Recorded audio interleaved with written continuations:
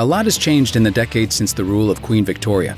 Sure, people are still pretty messed up in modern times too, but the things that used to go down in the late 19th century were some of the weirdest, strangest practices we've ever heard of. Here are some things about that time period that'll make you especially glad to be living in the 21st century.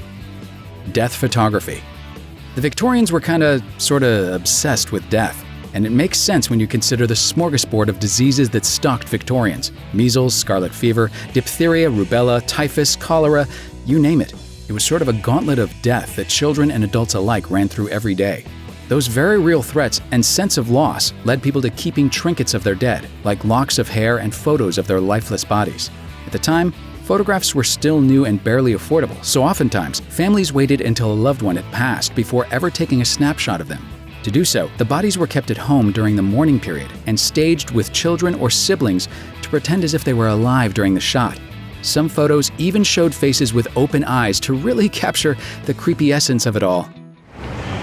You're really messed up. Here you thought those glamour shots from the 80s were awkward. Gravedigger. Gross anatomy is an important course for medical students. It gives them practice slicing and dicing on a human cadaver before they start turning their scalpels towards the living. And in the Victorian era, it was common for students to learn by dissecting those who'd been sentenced to death for a crime. But once Britain passed a law that made fewer offenses punishable by death in 1823, those students had to look elsewhere for training time. Instead of lingering around the executioner's chamber, body merchants started hitting the cemeteries to dig the dead out of their graves to sell them to med students. And they fetched a pretty penny for them too.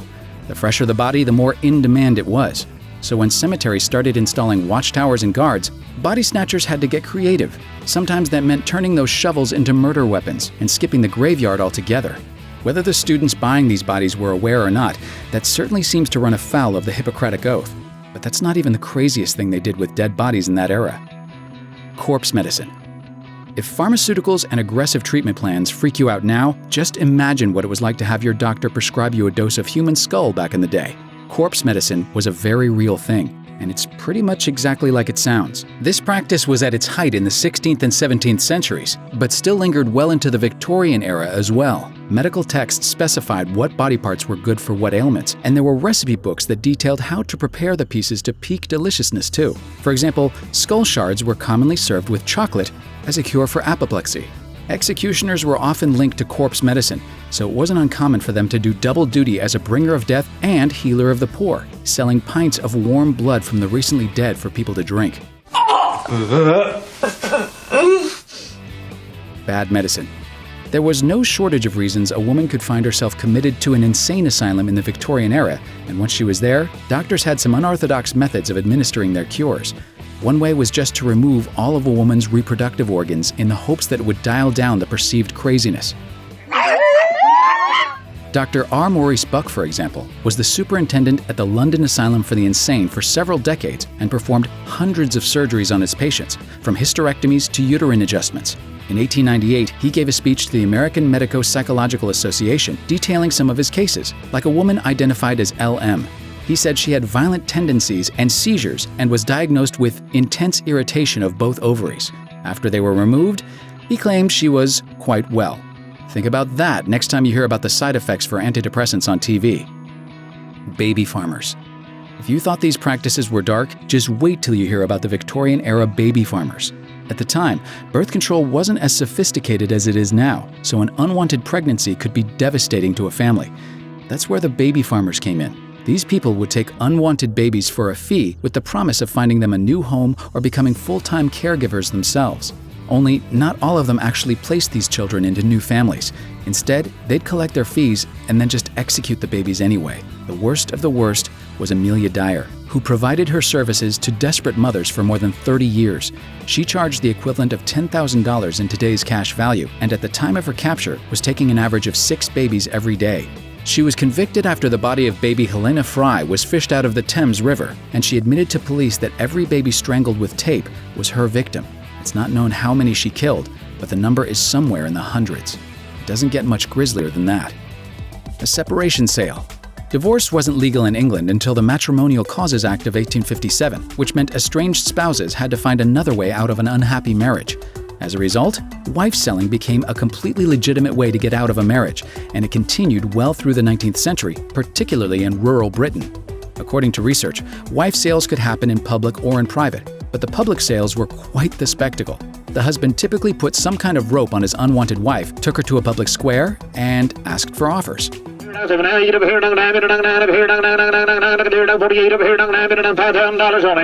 So it was kind of like eBay, but with your wife instead of an old smartphone.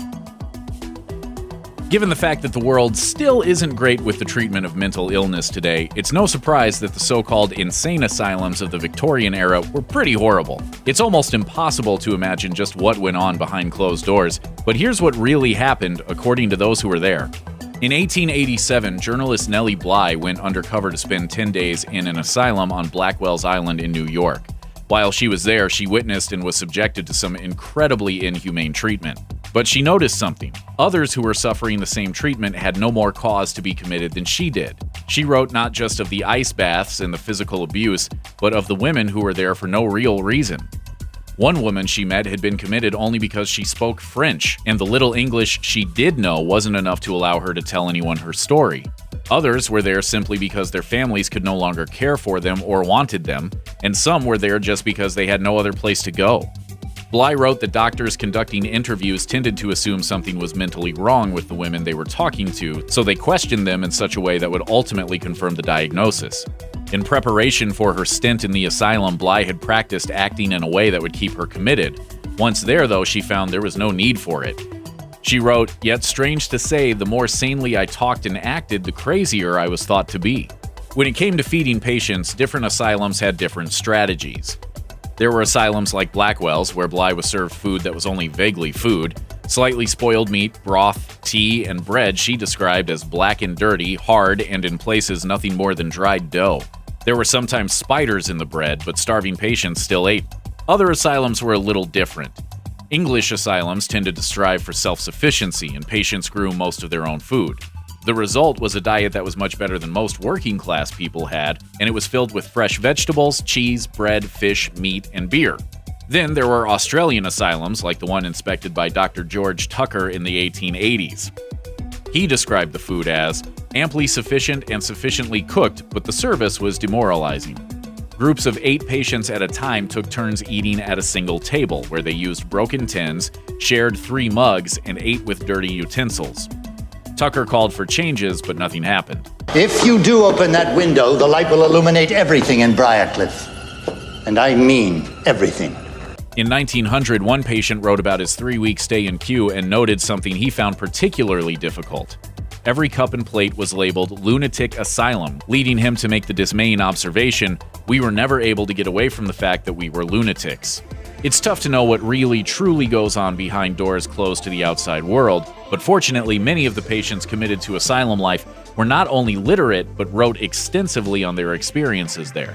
Historians still have hundreds of letters written by Victorian-era patients at the Royal Edinburgh Asylum, and they give a fascinating glimpse into the patients' daily lives. Letters give first-hand accounts about their care, their treatment, and oftentimes, patients wrote about why they didn't belong there. They wrote about how their families sent them there, they wrote about how they wanted their families to get them out, and they wrote poignant, heartbreaking pleas to those on the outside. And they undoubtedly waited for responses that never came, not because their friends and family had ceased to care, but because their letters never got delivered. Letters were often intercepted and read by asylum staff, and any found to be inappropriate for reading outside asylum walls were kept and stored in an archive, all without patients knowing that their messages never reached their intended recipients. Beer was an almost shockingly important part of asylum life, and Neill of the Institute of Psychiatry, London, says that asylum staff even had part of their wages paid in beer. British asylums gave their patients a daily ration of beer, with extra rations given to those who worked on the asylum grounds in some capacity. Most asylums even had their own brew houses, and they tended to make light beer for daily drinking, along with extra beer and cider to serve to patient workers when it was time to harvest the summer's crops.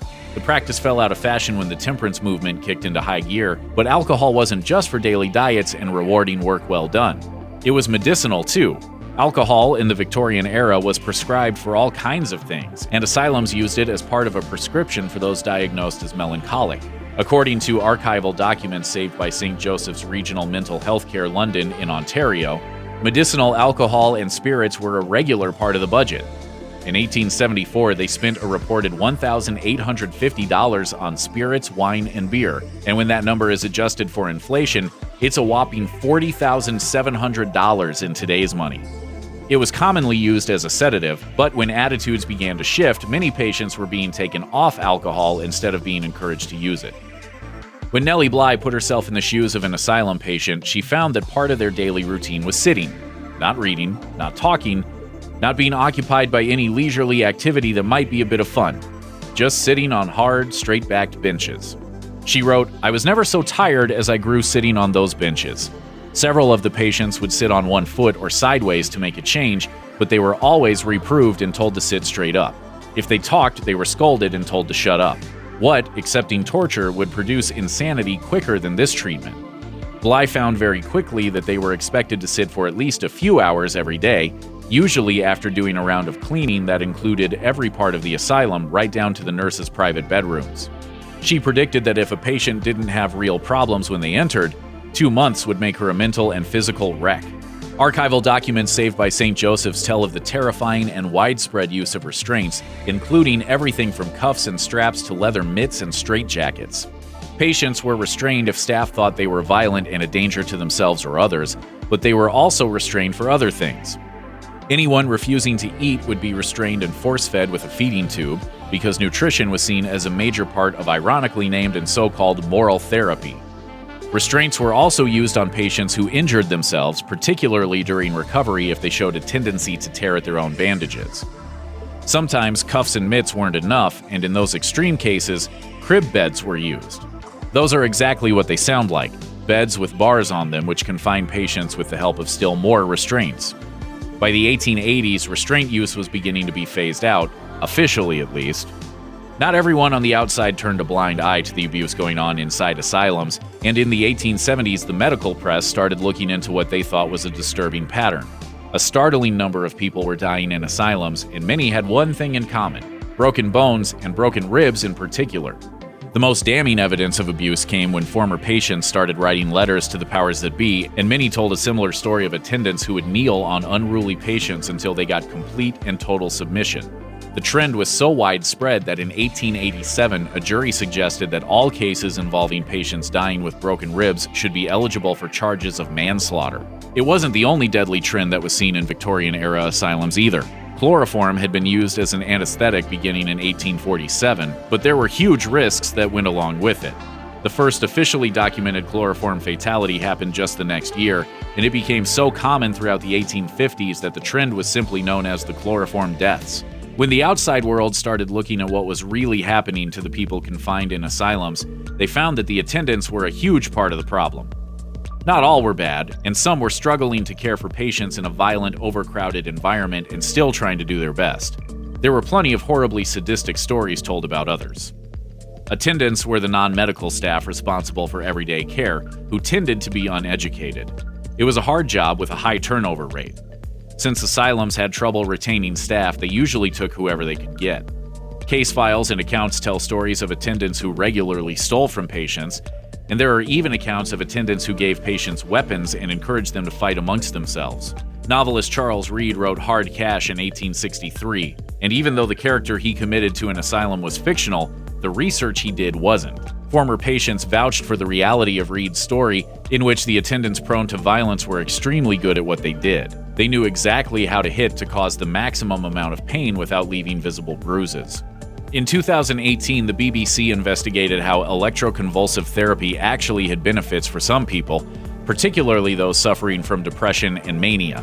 But there's a stigma attached to it, and it's really no wonder. Electroshock therapies have been used for a long time, centuries before we really knew what kind of good or damage it could do. According to an article in the British Journal of Psychiatry, countless 19th century asylum doctors were so impressed by the use of electricity as treatment that they jumped at the chance to include it in their arsenal.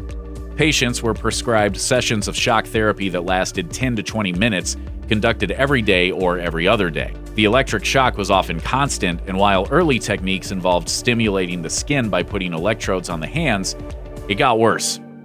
Gradually, the electrodes were moved to the head, and in 1873, doctors at the Sussex Asylum reported the effects of the treatment were even greater when the patients sat with their hands and feet in water. You will have no memory of this.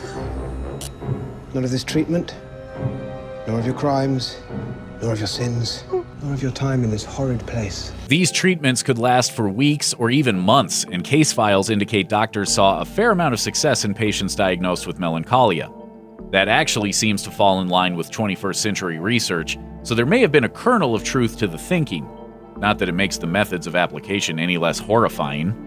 Victorian-era asylums tend to be painted with a wide, sweeping brush that casts the entire system into darkness. While that's certainly deserved in many ways, it's also important to note that not everyone suffered there. Sift through the hundreds of letters written by patients at the Royal Edinburgh Asylum, and you'll find there's a number of people who spoke about how they were excited to be learning a trade, how the staff made sure there were regularly scheduled dances and entertainments, and how many were eating well for the first time in their lives. Then there were people like George Longmore. He spent some time in the Broadmoor Criminal Lunatic Asylum, and in 1884 he readmitted himself after 4 years outside. He wrote to his family that he was terribly sorry, but he had found comfort and safety within the asylum walls. Letters like his suggest that asylum living wasn't all bad for every patient, and that some actually found a place and a community they felt comfortable belonging to. While historians and psychologists as a whole agree that the treatment methods of the Victorian era failed, and that the confinement was inhumane, degrading, and dirty, it's just as undeniable that for some people who found themselves there, it was better than the outside world. You might have heard the expression "knock 'em dead" related to fashion. Often the meaning of this phrase is anything but literal, but there is one exception. Back in the Victorian era, the green dresses, as sold in a very specific jewel-toned shade, was killing it, literally. Fashion enthusiasts of the Victorian era were so bent on making an impression in the dim, gaslit rooms of their time that they went to all sorts of extremes. One of these extremes was arriving in dresses that were painted a deadly emerald green color. Not only were these frocks fully capable of killing the people who had them on, but they were so dangerous that they could take out an entire room. You! What happened here? Well, Uncle Albert was just having his tea and he dropped down dead, didn't he? Yeah. Yeah? Might have been poisoned. Poison? Indeed. Sounds like an exaggeration, right? Not quite. The British Medical Journal described a woman wearing such a dress as a killing creature. She actually carries in her skirts poison enough to slay the whole of the admirers she may meet in half a dozen ballrooms. It's clear that these dresses were a devastating trend, but what exactly made them so toxic? The popularity of the emerald green British Victorian dress is proof of how much people can be willing to risk in the name of fashion. These dresses were, in fact, dyed with enough poisonous arsenic to kill 20 people. It's a wonder anyone would want to wear one at all. The deaths they caused were particularly gruesome. The body would first be ravaged by scabby ulcers. The initial reaction would be followed by the vomiting of blood and eventually fatal organ failure. One ill-fated seamstress was exposed to so much arsenic that she claimed on her deathbed that all she could see was green, as if the world had taken on a spooky emerald hue. Given the heinous nature of these deaths, you might assume that fashionable socialites were unaware of the risks that wearing such garments carried. Quite the contrary. Medical professionals made every attempt to address the health crisis, but to no avail. Apparently, when it comes to wearing muted tones in social settings, these femme fatales would have preferred to drop dead. Speaking of dropping dead, there was another thing that made this particular dye less than lovely. When this arsenic-laced dye made contact with certain household materials, such as wallpaper, it produced an unmistakable mouse-like odor. It's difficult to imagine this fatal frock gaining any admirers whatsoever with the stench of dead rodents wafting through the air at every turn. This horrid smell makes sense given the toxic ingredients of the dye. After all, arsenic was pretty much synonymous with rat poison in the Victorian era. Interestingly enough, it seems only visitors from far-off lands, like a foreign dignitary who came to see Queen Victoria in Buckingham Palace, complained of the smell. It is possible that locals never noticed it because they had become so accustomed to it. As time wore on, this toxic emerald hue was literally everywhere, on the walls and the floor, on the frocks and the gloves. Victorian Britain was basically bathing in toxicity as arsenic found its way into fashion, killing and maiming everyone in its path. How was this allowed to continue?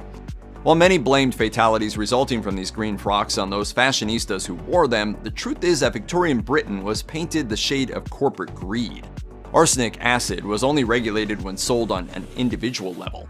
Indeed, acts like the Arsenic Act of 1868 failed to regulate the large-scale manufacturing of the toxic hue by major corporations that stood to gain massive profits from the poison.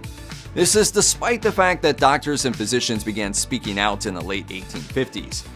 It wasn't until 1895 that stricter regulations relegated arsenic-related death to a dark page in fashion history's past. Even then, high levels of the toxic tint were still found in fashionable packaging on things like shoeboxes and storage accessories. According to the New York Times, toxic substances and carcinogens are commonly found in green fashion to this very day. Some shades of green are not only harmful to the wearers, but also harmful to the environment itself. Ever thought, I bet this hairball would make some really neat jewelry? Or maybe, you know what would tie the room together? Dead animals, but having a picnic. If so, you missed your time to shine. That was in the Victorian era when these weird hobbies were all the rage. Taxidermy is usually the purview of museums and hunters today, but during Victorian times, many people collected anthropomorphized stuffed animals arranged into whimsical tableaus. Sounds creepy? It 100% is. These pieces represented the perfect mix of two interests espoused by Victorians, the love of natural history and whimsical fantasy. Some scenes include things such as taxidermy kittens having tea, taxidermied kittens serenading a pig, and we did say it was super weird. As strange as these dioramas look, they required a serious amount of skill and hours of meticulous work. No artist of anthropomorphic taxidermy better personified the possibilities inherent in the craft than the German taxidermist Hermann Pluquet. He worked for the Royal Museum in Stuttgart, expertly combining his artistic talent with a love of science. Pluquet enjoyed widespread commercial success, impressing everyone from Charlotte Bronte to Queen Victoria, who wrote in her diary that it was really marvelous. During Victorian times, cemeteries represented the closest thing many people had to public parks. In the days before city planning placed a premium on accessible green spaces, final resting places often fit the bill with their sprawling lawns and beautiful landscaping. Ultimately, that meant they were not only peaceful places to lay the dead to rest, but they were great for an afternoon picnic. At the high point of the cemetery picnic movement, visitors flocked to the most popular and picturesque cemeteries across England. Stateside, New York's Greenwood Cemetery was attracting 500,000 visitors per year by the mid-19th century. Those numbers made it the second most popular destination in the state after Niagara Falls. Now, if all this sounds a little bit morbid, we get it, but it's important to remember that Victorians viewed death differently than we do today. It remained an ever-present reality due to widespread disease, from cholera to dysentery and yellow fever. Dying in childhood or childbirth also proved far too common, leaving no family untouched, so regular trips to the cemetery were a matter of course. After the tragic death of Prince Albert in 1861, Queen Victoria famously never remarried. The couple had enjoyed a legendary love story, and so it's no surprise she found it impossible to move on. She often wore a necklace containing some of Albert's beloved locks, setting the tone for the age. Jewelry made from human hair wasn't invented in the 19th century. It has a much older story. But in Victorian times, people took this art form to new heights, crafting locks of hair into intricate accessories. These included everything from earrings to bracelets to brooches. The trend began in Europe before making the leap across the Atlantic during the American Civil War. Hundreds of thousands of families mourned lost loved ones. But not all the locks used in hair art came from deceased individuals. According to Smithsonian Magazine, friends exchanged locks of hair that they added to their albums and autograph books, and wives transformed their tresses into practical pieces like watch fobs their husbands wore to work. At a time of rising commercialism, sentimental hairwork became a way both to signal one's sincerity and, paradoxically, to stay in style. Humans have sought to know and control their futures since ancient times. Over the millennia, aspects of the cult persisted in European culture, including mirror or crystal gazing, palmistry, tarot cards, and astrology, according to Alex Owen's The Darkened Room, Women, Power, and Spiritualism in Late Victorian England. Victorians relished doing things with gusto, and this proved no less true regarding the art of crystal gazing. This entertainment experience involved a series of elaborate rituals for everything from conducting sessions to cleaning the ball afterward.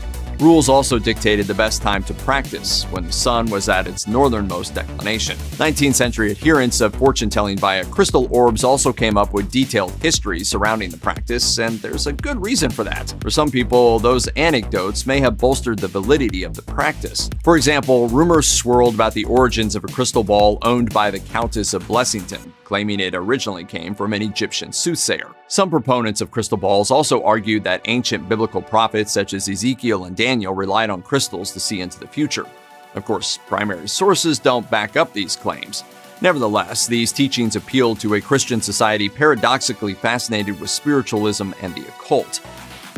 Victorians cultivated a deep love of flowers, but their enthusiasm went beyond simple admiration. They developed an intricate signaling code that used flowers to communicate everything from chivalry to unrequited love and even potential danger. When a bouquet arrived in the 19th century, people grabbed their flower-arranging dictionaries for a little decoding fun. Flower meanings could prove quite intricate, and they weren't always pleasant or sweet. For example, an arrangement of oleanders communicated a warning of swift vengeance to follow.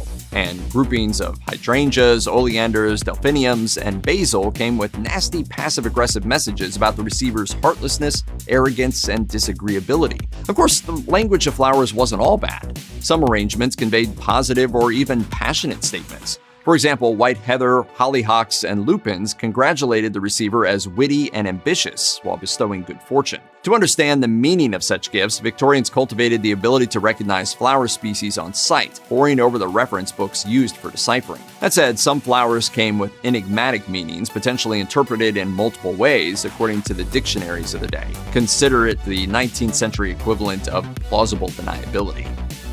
While Queen Victoria reigned over Great Britain, spiritualism dominated many people's religious beliefs.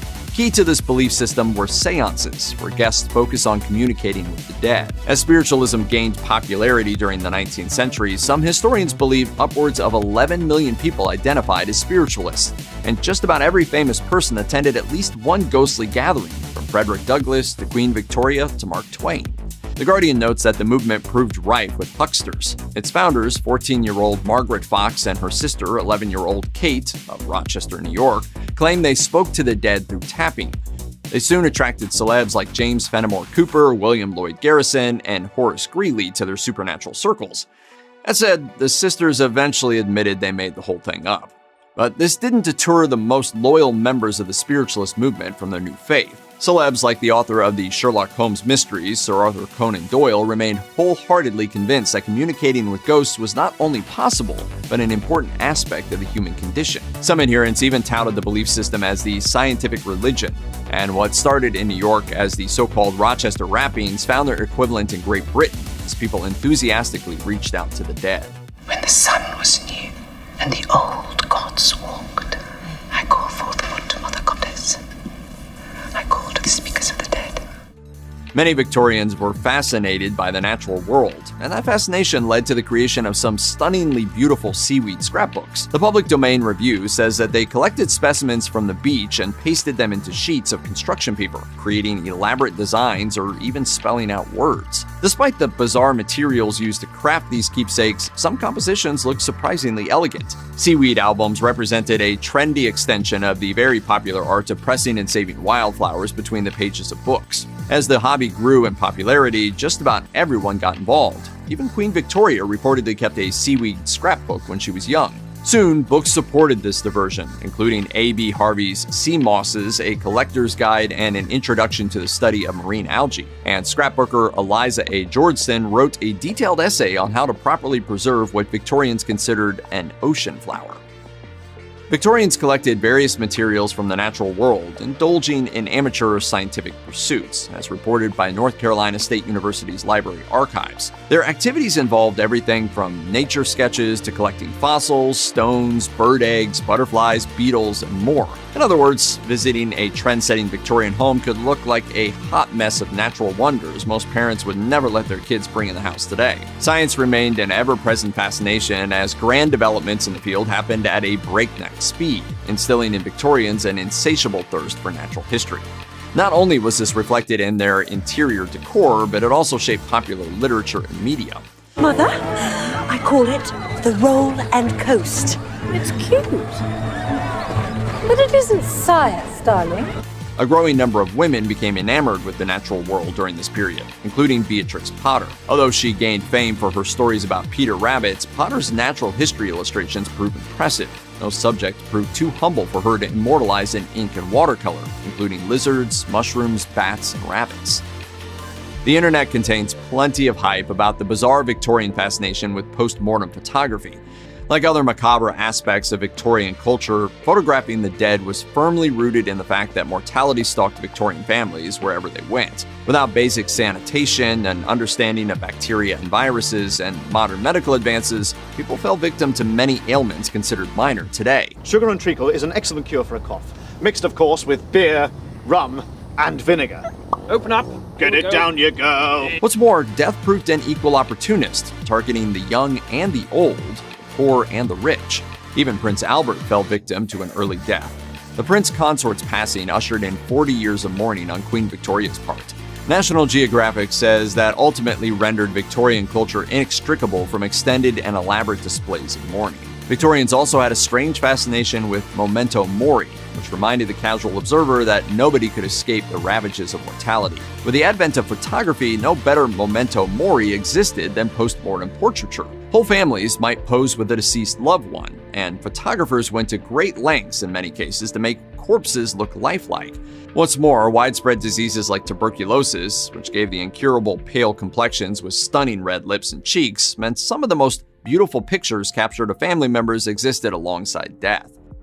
In 1829, the famous British botanist Nathaniel Bagshaw Ward saved a moth pupa in a sealed glass jar. Realizing he was onto something, he started growing emerald-hued foliage in glass cases too. Soon, the pursuit caught on among the science-minded Victorians. To commemorate Ward, people referred to these glass containers as Wardian cases. Today, we call them terrariums. Keeping plants indoors might not seem that strange today, but the reason behind these glass cases is disturbing and provides an invaluable glimpse into what life in a Victorian-era city was really like. Ward had attempted numerous times to grow ferns while living in London, but the smoke and pollution of the city killed his precious plants. Fortunately, glassed enclosures brought success. As more Victorians joined him in fern fever, the variety of plants expanded, as did the scale of the containers. Soon, terrariums encompassed whole rooms. Gardeners became increasingly experimental, opting for exotic specimens such as rubber and tea plants. To preserve the plants during their journey overseas to Great Britain, they even traveled the ocean in Wardian cases, underscoring how effective Ward's invention proved. Weekend entertainment for many Victorians came with a visit to the freak show, says History Today. Spectators flocked to see bearded women, conjoined twins, and people with various medical conditions. Perhaps the most well-known among them was Joseph Merrick, the so-called Elephant Man, but he was far from alone. For example, Crow, a young girl from Siam with hypertrichosis or excessive hair growth, went on display in the 1880s as the missing link. People flocked to these events, transforming the people they came to see into unenviable celebrities. As Kim Kelly, also known as Greta the Lobster Girl, a modern woman with ectrodactyly or lobster claw syndrome, notes, up until the 1940s and especially during its Victorian heyday, the sideshow or freak show was one of the only sources of gainful employment available to people like me who had unusual or extreme physical or cognitive disabilities. That said, income came at the expense of their humanity as they faced public ridicule every time they went on display. Victorians coined the term freak in the 1840s, short for the phrase freak of nature. Like all things Victorian, these displays eventually became entangled with science as amateur natural philosophers attempted to understand the conditions people in these shows faced. Some physicians also explored how to best help those like Merrick, but for many, gawking at these people was simply entertainment. When you think about Victorian murders, Jack the Ripper is probably the first and perhaps the only one that comes to mind, but he wasn't the only one leaving a trail of bodies in his wake. Keep watching to discover the other deadly, dastardly men and women of the Victorian era. Richard Dadd was once known as one of the best artists of his time, and he painted throughout his lifetime, eventually doing so from within the walls of Bedlam. In 1842, he was asked to accompany Sir Thomas Phillips on his trip around the world. When they traveled to Egypt, he became entranced by Cairo, and after that, things began to noticeably change. He was in a troubled state of mind when they headed to Italy, and he came to believe that he was being stalked by the devil. When in Rome, he stepped right into the figurative fire. Dad came up with a plan to kill the Pope, though he ultimately changed his mind about it. He then fled back to London and went into seclusion. That's when his father contacted a doctor who recommended that he be committed. Instead, Dad invited his father on a trip to their hometown where he killed him in what he later claimed was a sacrifice to the old gods. He was then arrested on his way to Austria when he attempted to kill a passenger on a train as he insisted that the spirit of Osiris was using him to kill demons. He was then extradited to England and committed to Bethlehem Royal Hospital, also known as Bedlam. He ultimately died in 1886 in Broadmoor Hospital. Francis Saville Kent wasn't even 4 years old in 1860 when his body was discovered in the outhouse of his family's Road Hill house in Wiltshire, England. What followed was a completely botched investigation that led to the family's maid being arrested and then released. The next person to be arrested was Francis's half-sister Constance. She was ultimately released without a trial and sent to France, and then to St. Mary's Home for Penitent Females. It was there that she confessed to the Reverend Arthur Wagner that she had killed her brother. Constance's stepmother Mary, who was Francis's mother, had been her father Samuel's mistress. Mary had made no secret of the fact that she thought Samuel's legitimate wife wasn't just unhappy, but mentally ill. Samuel and Mary married not long after the mysterious death of Constance's mother, and the killing of Francis was revenge for the whole sordid mess. Constance told the Reverend that she wanted to turn herself in, and he helped her while refusing to share her confession with authorities because of the privilege of the confessional.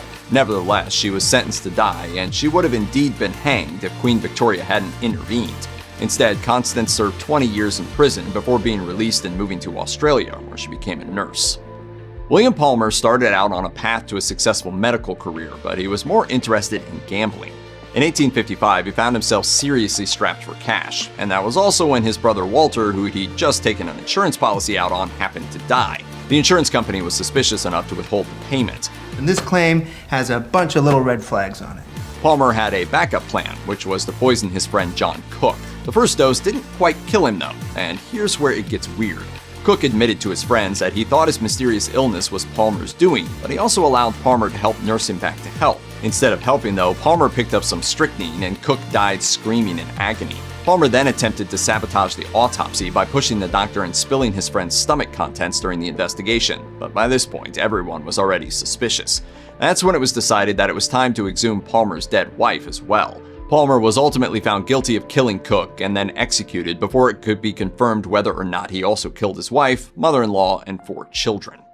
Young Fanny Adams was only 8 years old when she headed off to play with her sister and a friend on a Saturday afternoon in 1867 at an area called Flood Meadows.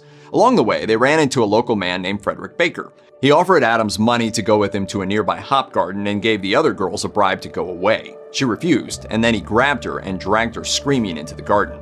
By the time the 2 other girls were able to convince some adults that something was dreadfully wrong, several hours had passed. When Baker was confronted, he denied any wrongdoing. But then Fanny's head was found by a local hop farmer, and it wasn't long before Baker was on trial. He was found guilty and hanged, but here's where poor little Fanny's name gets dragged through the proverbial mud.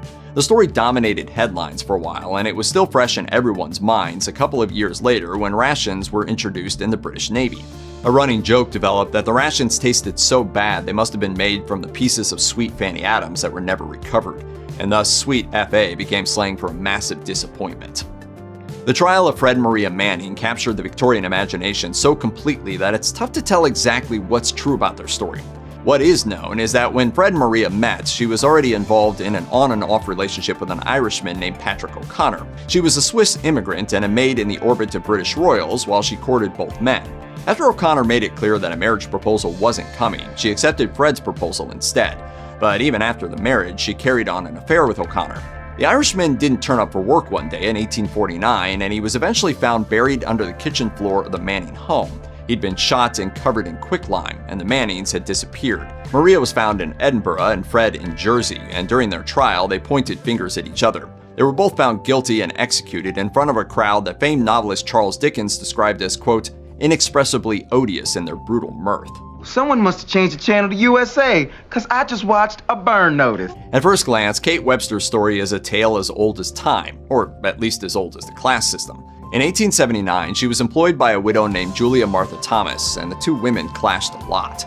Thomas eventually reached her breaking point and fired Webster. Several days later, Thomas had seemingly disappeared, and in her place was Webster, wearing her clothes and heading into town in a bizarre attempt to step into Thomas's life. An investigation followed, and Webster was quickly arrested. It was determined that she'd pushed her elderly employer down the stairs, then strangled her to finish the job. She then chopped the body into pieces, boiled away as much as she could, and dumped a foot in a garbage dump and the rest in the Thames River. Webster was found guilty at trial and hanged, but the story doesn't end there. For a while, it wasn't clear what had happened to Thomas's head until it turned up in 2010 in the back garden of broadcaster and natural historian Sir David Attenborough, who just happened to live on the same patch of land where Thomas was killed. He was excavating the remains of an old pub when the skull was found. An investigation determined that the age, date, and injuries were consistent with Thomas's story. It's unknown exactly how many babies Amelia Dyer killed during her reign of terror, but historians are fairly certain that the total is in the hundreds. Dyer was a practitioner of baby farming, which filled a sadly critical role in Victorian society. Unmarried women who found themselves with an unwanted baby could pay a baby farmer to take the child to find a family willing to adopt. But Dyer adjusted the scheme, as she would just take the baby and the money and then simply kill the baby. And she did it for 30 years before anyone became suspicious. In 1879, Dyer was sentenced to a few months of hard labor for neglect because of the huge number of death certificates she was applying for. So she then simply stopped getting the certificates. She wasn't arrested until 1896, when her River Thames dump site was discovered and bodies started being recovered. When she was questioned, she admitted that the recovered babies were her victims. Authorities have suggested that most of her young charges were killed within hours, or at most a few days after coming into her care. She was found guilty and hanged the same year, paving the way for the United Kingdom's new child welfare charities to become very influential. John Talwa was born in 1784 and raised in the Society of Friends, also known as the Quakers. And while that religious group has a traditionally peaceful reputation, Talwa was anything but. After getting a woman pregnant out of wedlock, it seemed like his reputation was as bad as it could get. Nevertheless, he married her, picked himself up, and by all accounts became a picture-perfect Quaker.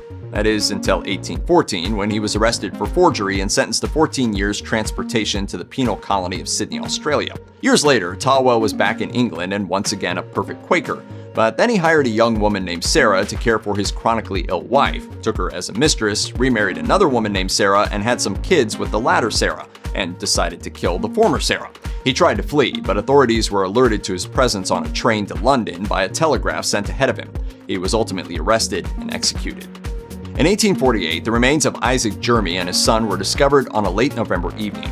It was said that the killer was a burly masked man who killed both the landlord and his son before fleeing Stanfield Hall, but he didn't get far. Police quickly arrested James Blumfield Rush, the man who had a loan coming due with the victims. He was held at Norwich Castle while on trial, and it was a heck of a trial. The sheriff sold tickets, Rush acted as his own defense counsel, and there was also the fact that Rush very much looked the part. Think Mr. Hyde, but not Dr. Jekyll.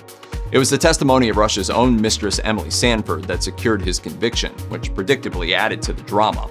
It was so crazy that pottery figurines were even made of the couple and put on sale, and when Rush was executed, it happened in front of thousands of people who gathered to see the conclusion of the trial of the decade. Police sketches on wanted posters are commonplace today, and the origin of that practice dates back to the Victorian era killing of a man in a British train tunnel. And I'm unwanted! Unwanted! Alive and dead! On June 27th of 1881, journalist Percy Lefroy Mapleton approached law enforcement at Brighton's Preston Park railway station with a claim that he'd been assaulted, which was meant to explain why he was covered in blood. Then, sometime between Mapleton's questioning and the discovery of the body of an elderly coin dealer, Isaac Gold, Mapleton slipped out of the clink. Law enforcement drew a sketch of their suspect, and for the first time, British media published a drawing of a wanted criminal. The publicity that followed was huge, and it worked. After a handful of sightings that initially amounted to a whole lot of nothing, the suspicions of a landlady and her daughter eventually led to someone raising the alarm at Scotland Yard. Mapleton was then tried, convicted, and hanged. Being born can kill you. Sewage water can kill you. Scarlet fever can kill you. In Victorian England, death was a part of everyday life. It wasn't as prim and proper and idyllic as you'd think. The leading cause of death in the Victorian era, according to the University of Leeds, was being born in the first place. Instances of stillbirths were so common that simply being born was the biggest killer of the times. The causes of stillbirths were many, from poor maternal nutrition to inferior birthing facilities and personnel, and even many easily communicated diseases and infections inflicted while the fetus remained in utero, to name a few. In one major British cemetery, St. George's Field, more than half of those interned during the era didn't live to see a 10th birthday. Granted, adults had plenty of ways to die in Victorian England, but infants and kids were at the greatest risk of untimely demise. Today, people have a perfectly good understanding of the disease tuberculosis, also known as TB. It is a highly infectious illness caused by the bacterium Mycobacterium tuberculosis. It primarily afflicts the lungs, but it can also have severe effects on other parts of the body. It can cause fevers, nausea, aches and pains, seizures, extreme fatigue and confusion, and of course, death. While today, TB is much easier to treat, in Victorian England, it wasn't well understood at all. It was then referred to as consumption because of the way it wasted the body away. According to Thorax, tuberculosis was usually a death sentence to those who caught it, and it seemed to cause a person's body to veritably consume itself from within. In fact, in the early decades of the 1800s, as many as 1 in 4 deaths in the UK were caused by TB. According to the Mayo Clinic, bronchitis is an inflammation of the lining of your bronchial tubes, which carry air to and from your lungs. The condition usually develops following a respiratory infection like a cold, the flu, or COVID, and in most modern cases is easily remedied with medical attention if it doesn't just ameliorate on its own. In the Victorian era, however, it was a different story. Back then, bronchitis was responsible for as many as 8% of deaths in the UK, according to the Journal of the COPD Foundation. While the grim statistics are clear, that bronchitis was a killer, and a bad one at that, what's not clear is how often the issue was acute bronchitis or chronic bronchitis. Acute bronchitis was often due to another infection and led rapidly to complications and death. Chronic bronchitis, however, could slowly weaken a person for months or even years and was exacerbated by things like smoke and pollution, ever more present problems in the industrializing England of the times. Either way, it was an unpleasant way to die, with the sick person slowly suffocating within their own body, while suffering fever, cough, chills, aches, and other symptoms that could worsen steadily. In Victorian England, so-called convulsions were a leading cause of deaths for infants. They were so-called convulsions because doctors of the day called all sorts of things convulsions when they really had no idea what to properly call the underlying symptoms or sickness. I'm talking to a patient. Out, please! I'm terribly sorry, sir. We have a lot of trouble here with bogus psychiatrists. Though, according to the University of Leeds Library, it was understood as early as the late 18th century that the seizing and spasms, often termed as convulsions, could be caused by a myriad of factors. In fact, the cause of death given for babies in the 19th century was simply listed as convulsions in many cases. The seizing and spasms were often accompanied by fevers, chills, pains, coughing, and many other symptoms that to a modern medical practitioner may have revealed the real causes of affliction. But according to the journal Child's Nervous System, it was believed by many doctors of the day that convulsions could be brought on by anything from bad digestion to exposure to loud noises or overly bright lights. Treatments for those babies who lived through a bout of convulsions could include everything from bloodletting via leeches to exposure to ammonia to the administration of purgatives. Though not quite so lethal a prospect as being born, giving birth was a deadly prospect for many mothers in the Victorian era. As many as 4 to 5 out of 1,000 births resulted in the death of the mother, according to the journal Medical History. Boil that down a bit, and you get the figure of 1 out of every 222 births ending up with maternal mortality. The reasons that childbirth could be deadly for Victorian mothers were many. Often, an extreme loss of blood led to death during childbirth. Often, diseases picked up during the mother's birthing process led to death. In a cruel twist of fate, giving birth in medical facilities was much deadlier than giving birth at home, according to Mental Floss. This was the case because in the 19th century, many of those in the medical field still lacked a clear understanding of how infections were spread. The common practices of our times, such as sterilization of tools and facilities and even basic hand washing, were rarely done, which made matters worse.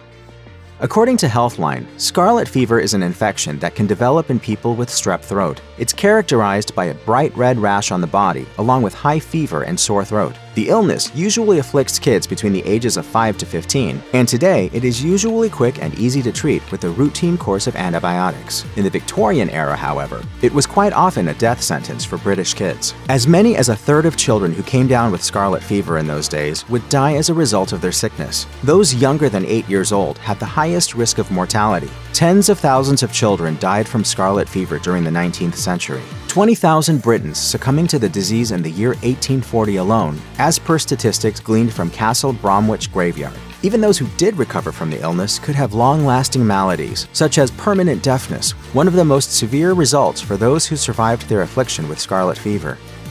Pneumonia remains a common cause of death even well into the 21st century, but it was even more prevalent as a killer in Victorian times. While pneumonia is often the technical cause of death, it almost always comes on only after the body has already been severely weakened by a different illness. According to Johns Hopkins Medicine, pneumonia is an infection of one or both of the lungs caused by bacteria, viruses, or fungi. In other words, it's an infection that can be brought on by quite a diverse range of afflictions. Because the onset of pneumonia usually came after a patient suffered with another sickness, it was often called the old man's friend in the Victorian era. To be clear, it was by no means entirely painless or at all pleasant. A person who develops pneumonia experiences lungs filling up with fluid, phlegm, or pus, making it harder and harder to get oxygen into the body and effectively resulting in a drowning death, though one often precipitated by unconsciousness.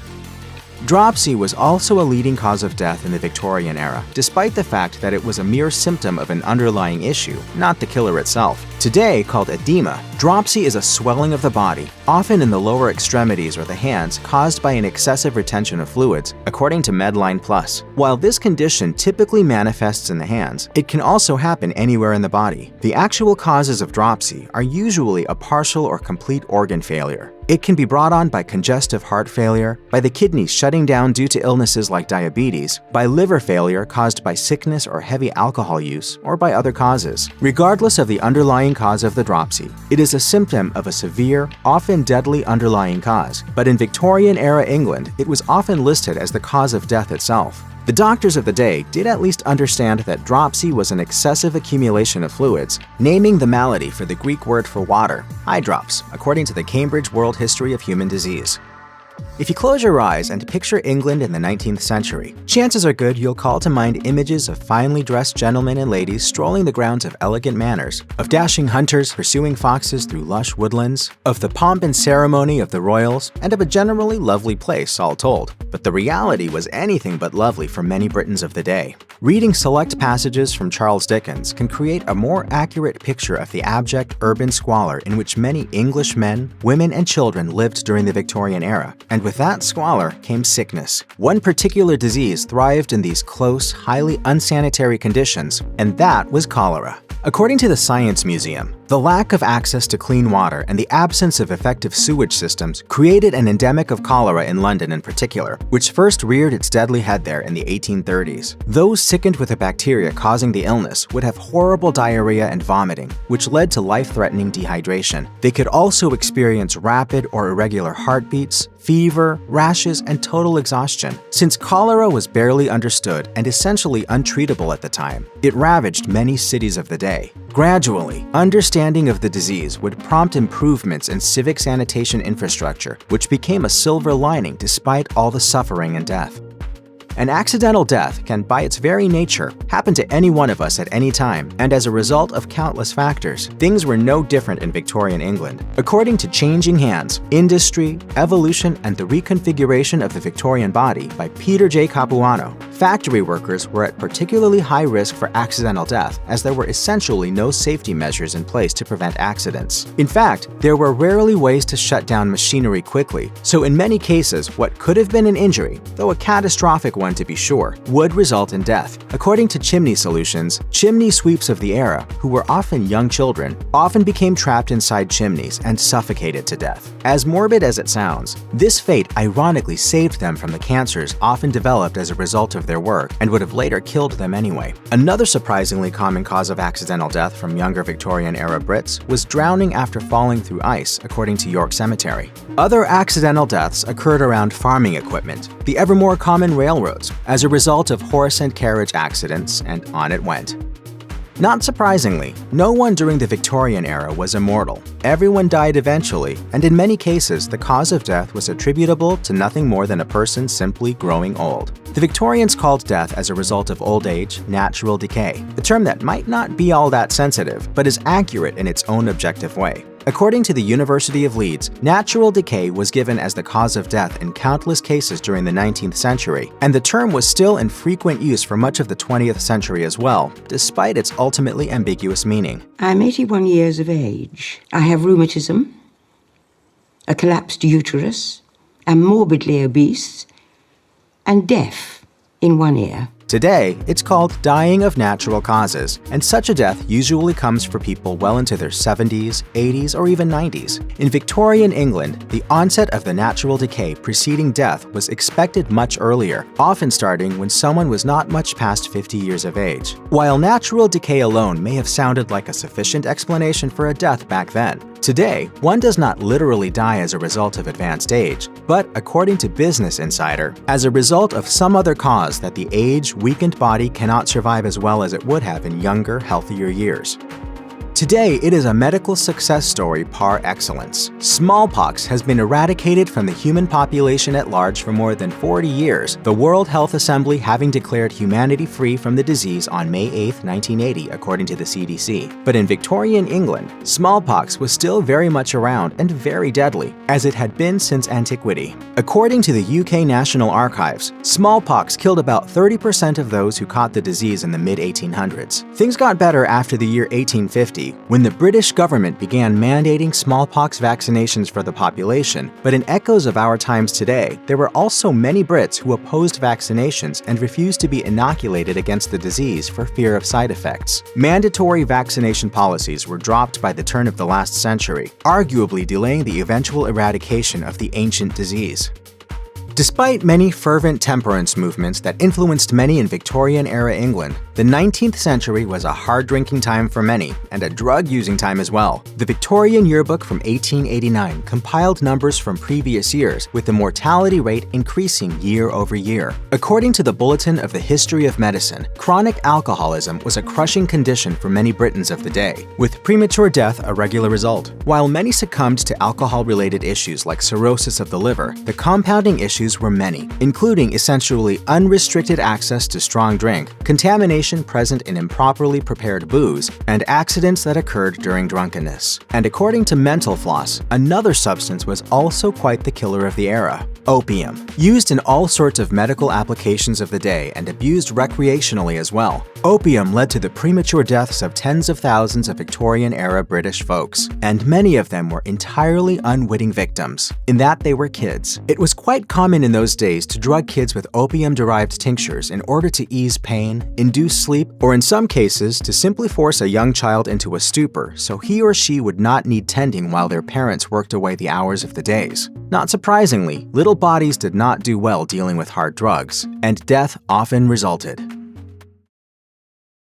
The infamous Thomas Neill Cream was born in Scotland in 1850, and his family immigrated to Canada a few years later. As a young man, he worked as a shipbuilder, but eventually decided to study medicine. When he was 22, he enrolled as a medical student at McGill University, where he learned, among other things, about chloroform and its effects on the body. Cream graduated with honors in 1876 and earned the medical degree that he always wanted. Just a few months after graduation, Cream found out that a woman he'd been intimate with, named Flora Elizabeth Brooks, was pregnant. Unluckily for her, the recent medical graduate decided to perform an abortion himself. It did not end well, and Flora almost died as a result. When Flora's father found out about this, he demanded that the newly minted Dr. Cream marry his daughter. Cream gave in to his new father-in-law's demands, but he actually had no interest in married life. It wasn't long before he escaped to London to keep studying medicine. Dr. Cream did eventually return to Canada, but by that point, Flora Brooks was dead, and Cream was once again a single man. When he made it back to Canada, Dr. Cream got right to work, founded a clinic, and started performing illegal abortions. Unfortunately, not long after that, he claimed his first victim, a patient named Kate Gardner. Gardner's body was found behind Cream's clinic building with a bottle of chloroform nearby. Authorities questioned Dr. Cream, and he said he saw Gardner to consult about an abortion, but denied giving her the chemical. Kate Gardner's death was found to have been caused by chloroform, but by the time authorities got back to Cream, he'd already fled to Chicago. It was there that he began building the infamous reputation that made him a legend portrayed in things like the BBC crime drama River. I say abort them.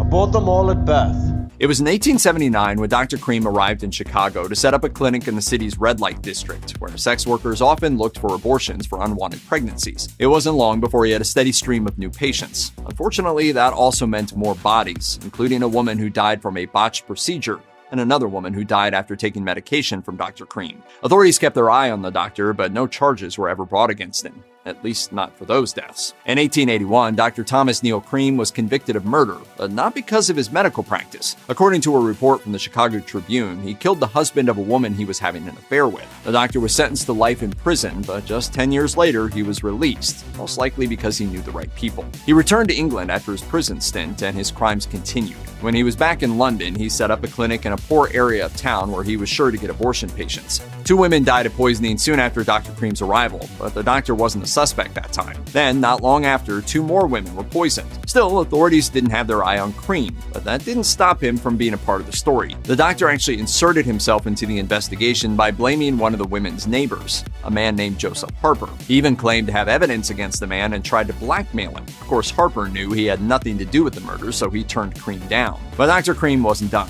He tried his blackmail scheme again on other people in the area, claiming he had evidence on each of them connected to the dead women. In one desperate attempt, he even befriended Detective John Haynes and gave him a tour of the crime scenes where the women died. Cream did the same with a police sergeant, and it was at about that time that investigators started to get suspicious. Of course, it didn't help that a witness also told police about seeing 2 of the murdered women with a man that fit Dr. Cream's description. The murders were eventually tied to Cream, and he was charged for the crimes. A woman who was the doctor's patient testified in court that she was prescribed the same pills the dead women took. Fortunately for her, she hadn't taken them. Dr. Cream was found guilty, and when he was, the floodgates opened. He eventually confessed to many crimes, including some in which he'd never even been a suspect. He was sentenced to death and was executed at the gallows in 1892. According to the executioner who hung him, Thomas Neill Cream's final words were, "I am Jack," but he was never able to finish his sentence. Throughout the years, many have speculated that Cream's dying words were a confession that he was the notorious London serial killer Jack the Ripper, but that's very unlikely.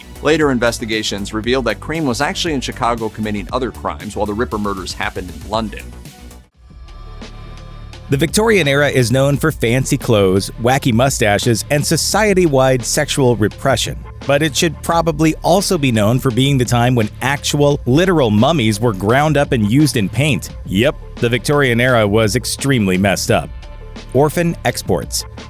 If you've ever seen any Victorian period piece, you've seen the adorable but filthy children that live in the streets, picking pockets and causing a general sort of trouble. The plight of orphan children was very real. An estimate suggests that there were around 30,000 children living on the London streets in 1869. So, what was Victorian England to do? Round them up off the streets and send them overseas to work as farmhands or servants in British colonies, of course.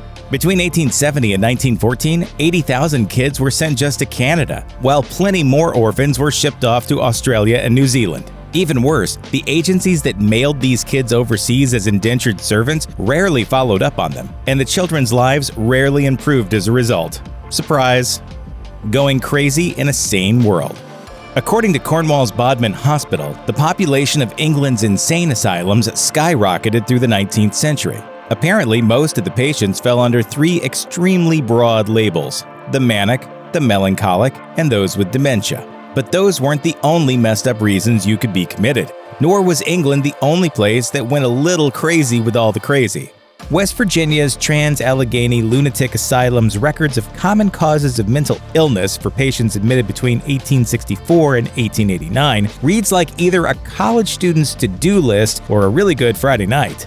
On their list were offenses like laziness, novel reading, superstition, an immoral life, and intemperance, along with every single kind of self-pleasure you can imagine. Women weren't left out either, and there are some equally bizarre possible causes of mental illness. Those include things like imaginary female trouble and hysteria, along with rumor of husband murder and fits and desertion of husband. Yikes. Pretty poison. Standards of beauty might change from generation to generation, but Victorian beauty routines read like something out of a chemistry textbook, specifically the part near the back where they list all the stuff that'll kill you. White skin was all the rage, and women achieved that by washing their faces with ammonia, then covering them with lead-based paint. Meanwhile, Sears and Roebuck sold a product called Dr. Campbell's Safe Arsenic Complexion Wafers. Yes, they were made of arsenic, and yes, women were instructed to eat them. And no, they were almost certainly not safe. And if you were unlucky enough to have thin eyebrows and eyelashes, a nightly smear of mercury could help with that. Mummy smearist. The whole 19th century was defined by a messed up British obsession with all things Egyptian, and mummies were front and center when it came to the Victorians' weird fetish. Want proof? Well, Victorian paint makers used actual ground-up mummies as one of the ingredients in brown paint named, what else? Mummy brown. The paint was hugely popular throughout the Victorian era, even though some people thought making paint out of mummies, which are actual dead human bodies, was wrong. Meanwhile, other critics said mummy brown made for poor quality paint, because priorities. Hell's Kitchen. The Royal Society of Chemistry says food safety and industry regulation really got its start in the Victorian era thanks to the tendency to use potentially deadly additives. Chalk and alum were sometimes added to dough to make bread whiter, and it wasn't unheard of to have things like pipe clay, plaster of Paris, or sawdust added to the mix. Brewers sometimes added strychnine to their beer so they could cut back on hops. And lead was everywhere. Lead was added to cheese, cider, mustard, wine, and candies. As for Victorian ice cream, the stuff you'd get on the street sometimes wasn't made with milk, but just a water and chalk mixture. The abode of love was a crazy cult. The Victorians have a bit of a reputation as being at least slightly repressed. I wish I could share your optimism. Oh, excuse me. So you can only imagine what most people must have thought when a crazy free love cult popped up in Somerset, England in 1846. The group was founded by Henry Prince, a one-time Church of England clergyman who started recruiting followers, mostly rich unmarried women, by convincing them to donate all their cash to him so that he could build what he called the abode of love. That abode happened to consist of a group of cottages protected by a 12-foot wall. From there, Prince moved into a 16-bedroom house, and while he insisted on chastity and abstinence from his followers, he was getting busy with members of the community in very public ceremonies he claimed were completely necessary. He also insisted that he was immortal, until he died in 1889. Not so immortal, huh, dude? If you believe a meal should be an event, you may have been a Victorian aristocrat in a former life. Love oysters? What about jelly desserts? Love a good curry? The eating habits of the upper crust of Victorian society was not as boring as you might think. Many of our modern ideas surrounding high-class Victorian mealtimes seem to involve a certain level of formality. You know the drill, especially if you've indulged in some period dramas courtesy of PBS or the BBC. Dressing up in restrictive clothing, doing one's hair and makeup, or having your mate do it for you, and dining on the most delicate and rarefied of foods served on silver and fine china. But according to Food and Cooking in Victorian England, not all meals were ultra-formal, and breakfast was a simple affair pretty much wherever you were dining, although the rich person's definitions were probably markedly different from those of a common laborer. English society is a big hovel. It's a steaming mass of just Daily life in Victorian England says that if you happen to be at your country estate, breakfast was likely set out on a sideboard where it was available for hours, and was especially useful if you had a large household or were entertaining a bunch of your rich friends, who might amble their way downstairs and chow down in a leisurely fashion. Likewise, the food itself was a simple, though usually high-quality array of meats, cheeses, and carbs. Tea was, of course, a given, as was the leisurely pace. After all, it's not as if all of you were obliged to hurry into a factory or at one of those newly emerging desk jobs. I gotta get out of here. I think I'm gonna lose it. Uh-oh. Sounds like somebody's got a case of the Mondays. While taking some time for yourself on your expansive country estate, you would surely have been mindful of breakfast. What you ate, along with when you ate and with whom, could be a matter of distinction that could make or break a reputation. While daily life in Victorian England does note that breakfast was often set out and made available on a rolling basis, the timing of when you came down for victuals could be noted. As the English breakfast notes, many diners could get rather fixated on eating in a properly masculine manner. That could mean getting up early and wandering about the grounds, working up an appetite so you could consume hearty, nourishing foods in the company of other manly men. Women could pass in favor of other pursuits, perhaps claiming to have delicate, feminine appetites. However, any man who took breakfast in his own room was potentially considered effeminate. Breakfast at one's country home was often a lavish spread, despite aristocratic claims to their version of simplicity. They often included plenty of meat, from cold cuts to game to fish, and of course freshly cooked bacon and sausage. Vegetables were apparently a bit rarer, but there were plenty of eggs and pastries, with a bit of fresh fruit served towards the end. Of course, coffee and tea were both available for everyone's caffeinated benefit. When friends came to call, the kitchens often got busy whipping up some snacks. According to Daily Life in Victorian England, that initially took the form of cakes and wine, but as time went on, it became less desirable for women to drink, so tea replaced the tipple, and by the 1840s, the practice of afternoon tea was firmly ensconced in Britain. By then, tea was no less than a way of life for just about everyone in the British Isles. As Historic UK notes, it had been introduced centuries earlier in the 1660s by King Charles II and his Portuguese-born wife, Catherine de Braganza. Fast forward a bit, and supposedly it was Anna Maria Russell, Duchess of Bedford, who started the afternoon tea craze in the 1840s. Given that Anna and her high-class friends often dined late into the evening, as was fashionable for the upper class at the time, she got peckish around 4 in the afternoon. She asked for a tray of tea along with some pastries and a simple bread and butter concoction, and thus afternoon tea was born. As with so many human things, it got more complicated over time. What had begun as a simple snack tray eventually blossomed into a social event, complete with an outfit change for upper-class women. The fare got more complicated too, growing to encompass sandwiches with thin slices of cucumber, an array of pastries, clotted cream for your British-style scones, and imported tea. Now, how else could you show off your wealth if not by nibbling on dainty little cakes and having an opinion about when exactly you're supposed to add cream to your cup? That's a topic of debate that may have marked out class divides. As per the Boston Tea Party Ships and Museum and tea expert Bruce Richardson, the old tale is that aristocrats poured the milk in first to keep their fine china cups from cracking under the thermal shock of boiling hot tea. Only that's not exactly how tea is served up, and pouring the milk in first may make it harder to judge the strength of one's brew. Richardson maintains that formal occasions dictate pouring the milk in after the tea. Regardless of where you fall in the milk and tea debates, it's clear that the ritual of afternoon tea simply wasn't complete without some accessories. These included fancy porcelain tea sets and other things that were mostly intended to show off the fact that people could buy such extravagant items. According to the British Museum, this included an array of porcelain goods, silver tea trays, and even custom tea blends. The array of little sandwiches and cakes was also far more likely to be seen on a high-class table than in a more informal middle or lower-class setup.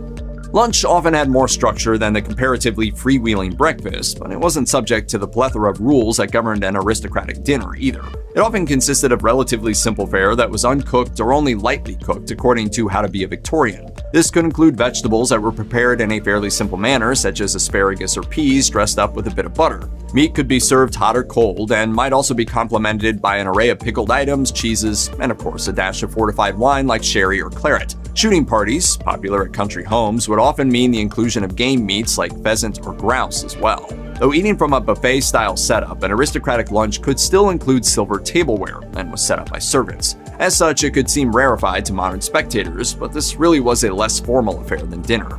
As How to Be a Victorian notes, an invite to lunch wasn't such a big deal, at least not compared to dinner, with its dress requirements, seating arrangements, and unspoken social rules. Thus, an ambitious or lucky person might find an opportunity to mix with the snobbish types at luncheon, where they were less likely to be shut out altogether.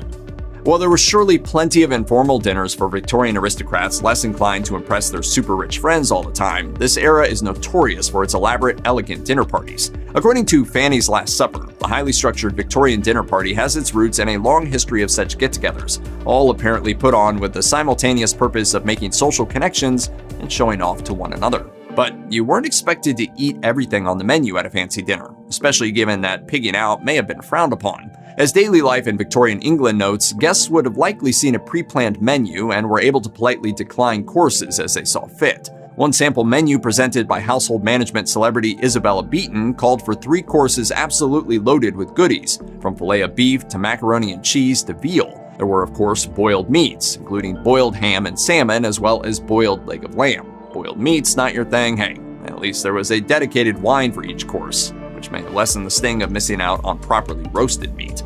Today, oysters might be something of a divisive dish. Some people love the briny, mineral-rich taste of these bivalves, raving about how it's a delectable taste of the sea. Then again, there are plenty of other folks who say that oysters both look and taste like something an allergy sufferer has left behind in a handkerchief.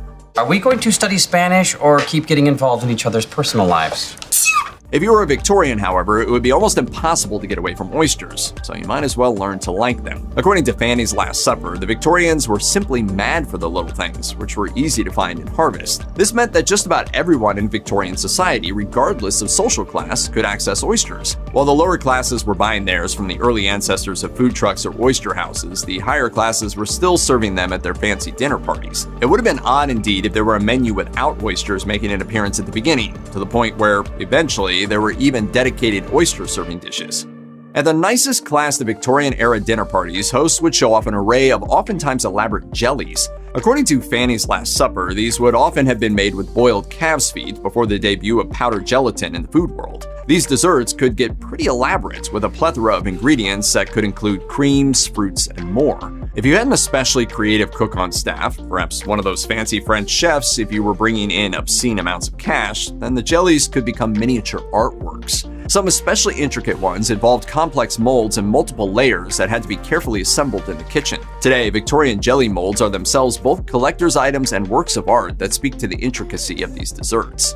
Casual foodies today might happily nosh on curry, thinking they're consuming an authentic Indian meal straight from the subcontinent. However, the truth is that while the flavors and ingredients certainly have a foot in the diverse foodways of India, the meal's origins are settled pretty firmly in a Victorian kitchen. The popularity of curry in Britain has much to do with the ultimate aristocrat, Queen Victoria.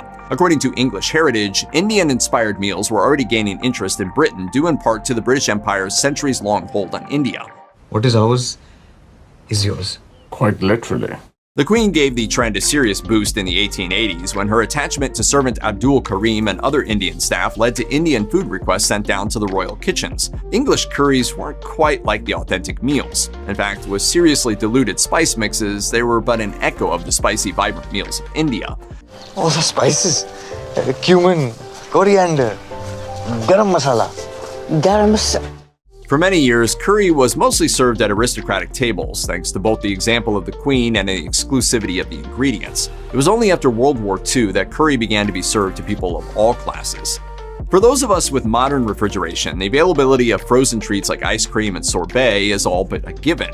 But even aristocrats during the Victorian period would have had far less access to ices, the category of sweets that included ice cream, though with some rather surprising flavors. Certainly that was the case in the earlier decades of Queen Victoria's reign, when reliable refrigeration technology wasn't everywhere. Admittedly, ices did become more democratic as the Victorian era moved forward and refrigeration technology was made more accessible. Yet aristocrats would have had an easier time getting ices onto the dinner table, as English Heritage notes that country estates had dedicated ice houses to store the necessary ingredients, not to mention dedicated kitchens to make the dish. Some of the flavors would have seemed sweetly familiar to modern foodies, while others, like cucumber ice cream, are quite a bit more of the time. Ultimately, celebrity chef and writer Agnes Marshall opened up the world of fancy frozen desserts to the middle classes with cookbooks and her National Training School of Cookery. Marshall's recipes, which included both cucumber and duck-flavored ice creams, bridged the narrowing gap between classes, at least in terms of food. Dinner parties that required a team laboring away in an unseen kitchen for the benefit of the aristocrats in the dining room began to share far more with the table captained by an adventurous middle-class housewife and her cook.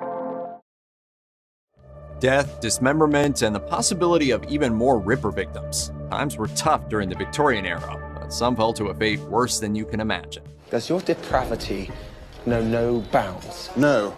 Charles Bravo died in 1876, succumbing to a slow and painful death brought about by some poison slipped into his glass of water on his nightstand. The poison was antimony, which kills slowly enough that he would have known what was happening. Bravo had enough time to reveal who poisoned him, but he never did. At the time, it was believed that he must have killed himself because of the attitude he took to finding his killer. We now know that such calmness is one of the effects of the poison, and it turns this from a suicide to a whodunit. Even Agatha Christie got in on the crime solving, as it was quite the cast of real-life characters. Christie's money was on the doctor, who had not only given Bravo's wife an abortion, but who had become her lover. There was also the widowed maid who was about to be released from service, and then there was Bravo's wife, Florence. According to Florence, Bravo wanted kids. After suffering 2 miscarriages, however, she was terrified a pregnancy would kill her. A contemporary examination of the facts suggests it was Florence in the bedroom with the poison. According to historian James Ruddick, antimony was commonly used at the time by women to combat their husband's addiction to alcohol. Although a coroner's inquest concluded that Bravo had been murdered, there was insufficient evidence to determine anyone's guilt. We don't know exactly how many people Jack the Ripper killed. There are 5 victims that are canon, so to speak, but London law enforcement estimates that there could have been as many as 9. Dear God, we could be looking for a butcher after all. Emma Elizabeth Smith was attacked early on April 4, 1888, and she survived a horrific beating and sexual assault. She died 4 days later after telling London hospital surgeons that 3 or 4 men attacked her. Next was Martha Tabram, killed in the early hours of August 7, 1888, after she and a friend picked up a pair of sailors in a Whitechapel pub. She was killed with 38 stab wounds from a penknife and 1 from a bayonet. Some debated victims came after the end of the Ripper's reign, including Alice Mackenzie, killed just after midnight on July 17, 1889, by a number of stab wounds said to have required anatomical knowledge. The Pinchin Street murder victim, discovered in September 1889, was never definitively identified, as the body was missing its head and legs. Then there's Frances Coles, who was killed around February 12 or 13, 1891. She was still alive when she was found, and the attending police officer followed procedure and stayed with her instead of chasing her fleeing killer. As horrible as these murders were, they were generally considered not brutal enough to fit the profile of the Ripper. It was a combination of timing and savagery that linked 7-year-old John Gill's murder to the Ripper killings, at least in the courts of popular opinion. Gill went missing on December 27th in Bradford, north of London. According to local reports, he was found in a stable near his home on December 29th. And at a glance, he was neatly dressed in his clean clothes. Those clothes hid the grisly truth. His arms, legs, and ears had been sliced off, his internal organs had been removed and placed on top of him, and his shoes were left inside his chest. Authorities consulted with a local chemist who had previously worked with the police, coroner's office, and courts. He examined the body and the entire area at a microscopic level and found some clues. The boy had eaten a currant-filled bun not long before he died, and his body was wrapped in a newspaper from Liverpool with a name and address on it, or a dead end. Police eventually arrested a local man in connection with the killing, but the evidence was circumstantial and no one was ever prosecuted. Carrie Brown has also been connected to Jack the Ripper, but she's a little different. She was killed on the night of April 23, 1891, and her body was discovered in a Manhattan hotel room. Amir Ben Ali was arrested for the crime and served 11 years in prison, but was ultimately found to be innocent, simply the victim of evidence mishandled by investigators. Brown's case itself is a bit odd because the press tried to downplay the entire thing, presumably to keep panic from spreading, so there are only a few details known about what happened to her. One of the medical examiners wrote that someone had tried to gut her and that she was covered with stab wounds. For a while, it was believed she was living near one of many Ripper suspects, although this is now in question. But stranger still is the murder's connection to the New York Police Department. The New York Times had previously run an article quoting the NYPD's Inspector Thomas F. Burns, who said that it would be impossible for Jack the Ripper to commit murder in New York without getting caught. There are theories suggesting Brown was killed in such a way so that the NYPD could plant evidence and catch Jack the Ripper, or maybe it was the Ripper himself. The jury's still out on this one. The left half of a woman's torso was pulled from the Thames River on September 5, 1873. Over the next few days, police found more body parts, including the rest of the torso, part of the lungs, a right thigh, right shoulder, and left foot. According to investigators, the dismemberment suggested there had been at least some degree of medical knowledge involved. He's a doctor. The body was reconstructed as best as possible. The face was displayed on a butcher block, and the public was asked to help identify the victim. One man believed it might have been his daughter, but he couldn't make a positive ID. The London Times stayed on top of this so-called Thames torso murders, reporting on new batches of body parts in June 1874, May 1887, and September 1888. One piece of that victim was thrown over a fence in an estate belonging to the family of Mary Shelley, the by then deceased author of Frankenstein. It's unclear just how many different killers were dismembering women during this stretch of London's history, but University of Leicester researchers believe it was at least 3. In 1898, adult siblings Michael, Nora, and Ellen Murphy were heading home on Boxing Day evening after a fun day out. Whatever happened to them on their way from a cancelled dance to their Queensland home has become one of Australia's most baffling unsolved murders. When the 3 siblings didn't come home, their brother-in-law went to look for them. He found a grisly scene in a field outside of Gatton. The bodies were battered and bruised, and Michael and Ellen's skulls had been crushed. Both women had been sexually assaulted. Killer or killers had even fatally shot the Murphys' horse. There were huge gaps in the investigation, even for the time. It took 2 days before police even went out to the scene. By that time, it had been thoroughly contaminated by members of the public. The prime suspect, a butcher named Thomas Day, who was found to have blood on his clothing, disobeyed police orders and cleaned his shirt before it could be tested. All that bungling kept the Murphy family from ever seeing justice. It's been suggested that Harriet Buswell could have been an early victim of Jack the Ripper. Incredibly, 16 years before the Ripper's assault on Whitechapel. Buswell was killed in London on Christmas morning 1872, and the series of events leading to her death began with a Christmas Eve trip to the Alhambra dance hall. There she picked up a man described by witnesses as a well-dressed foreigner, probably German, and headed home with him. Her landlady found her the next morning, her throat cut several times, with what police described as a peaceful expression on her face and a thumbprint on her forehead. There was an apple with a single bite taken from it on her bedside table, but no trace of apple was found in Buswell's stomach contents. The manhunt for her killer led to Dr. Gottfried Hessel, a German minister on a stopover on his way to South America. This was the good old days before forensics. Hessel was ultimately cleared because of his good character and alibi, even though his maid testified she had washed several bloodied handkerchiefs for him the night of the murder. No one else was ever arrested. 3 boys poking around the Thames in Battersea on June 4, 1889 came across a human thigh severed at the hip and knee. They wrapped it up and took it to the police. Almost immediately, news came that the lower part of the woman's body had been found 5 miles down the Thames. According to reports, police were debating how much of a body was actually needed to open an official inquiry when more parts started showing up. A Battersea Park gardener found a package containing some flesh. An empty torso was found in the Thames, an arm wrapped in a skirt showed up at Covington's Wharf, and a right leg and foot were found wrapped in pieces of a tweed coat. Over the next week, organs, pieces of organs, a left arm, hands, an empty pelvis, a bladder, and a right thigh turned up. The last piece was found on June 11th. However, on June 12th, a male fetus, approximately 6 months into gestation, was found in the Thames, stuffed into a pickle jar. The reassembled body was identified as Elizabeth Jackson. Her family reported her missing in May, and a few major theories developed, including that Jackson was attacked and killed in Battersea Park, that she died after a botched abortion, or that she was another of Jack the Ripper's victims. No one knows. It's usually the killers or the accused killers that capture the imagination and attention of the public, and that's exactly what happened with Emile Langelier and Madeline Smith. The affair started in 1855 with a very literal affair. In letters, Langelier would refer to Smith as wifey mine. But when Smith became engaged to a gentleman of higher class standing, it seemed Langelier tried to use the letters in an attempt at blackmailing her. He later wrote in a diary that he became sick after seeing her, and he suspected he was being poisoned. The Scotsman quoted him as telling a mutual acquaintance, "If she were to poison me, I would forgive her." He didn't get the chance to forgive and died on March 23, 1857. Smith won on trial, not surprisingly, and according to the BBC, she testified as though she was a belle entering a ballroom. She explained away her recent purchases of arsenic by claiming she didn't use it as a poison, but as a face wash. She was found not guilty and released, while the case of Langelier's death was never satisfactorily resolved. Get up!